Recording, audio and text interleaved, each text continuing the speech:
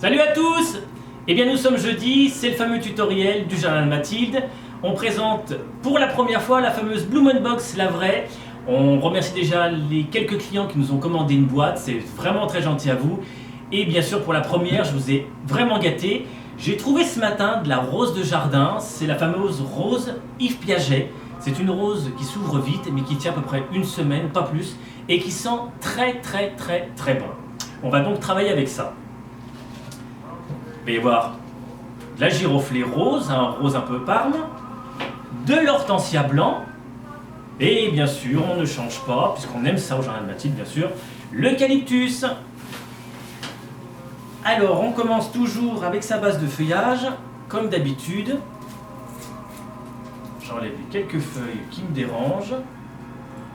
Et on va créer, comme à chaque fois, un mini bouquet au centre, avec une rose Yves Piaget et un hortensia blanc. On positionne bien sûr toujours ces tiges pour que ça soit vrillé. Donc vriller, c'est positionner à 45 degrés. Au fur et à mesure que tu vas poser, ça va se vriller automatiquement. On pose du feuillage pour pouvoir caler chaque tige et ton bouquet commence à se fabriquer. Allez, on pose de la giroflée parme et on va travailler l'hortensia. Tu vois, ça commence à se confectionner. J'ai une petite épine là dans le doigt. Parfait, elle est enlevée. Fâcheuse tendance à pas bien les enlever. C'est le défaut de Manu.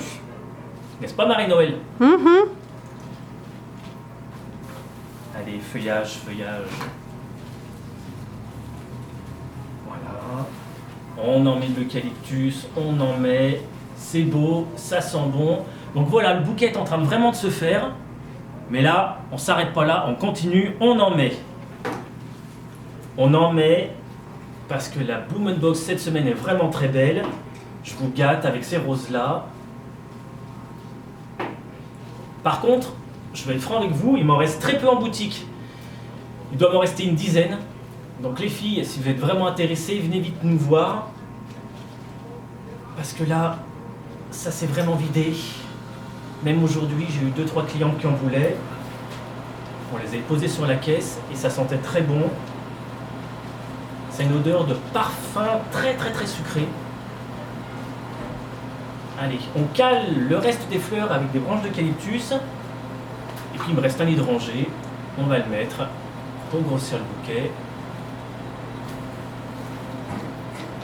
Comme ceci. Et une dernière Yves Piaget, on dirait un cœur.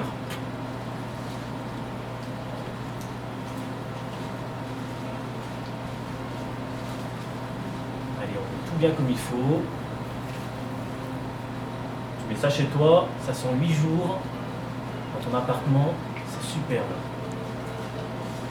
Et bien voici un bouquet très champêtre, à base de roses Yves Piaget, hortensia blanc, eucalyptus et giroflée parme.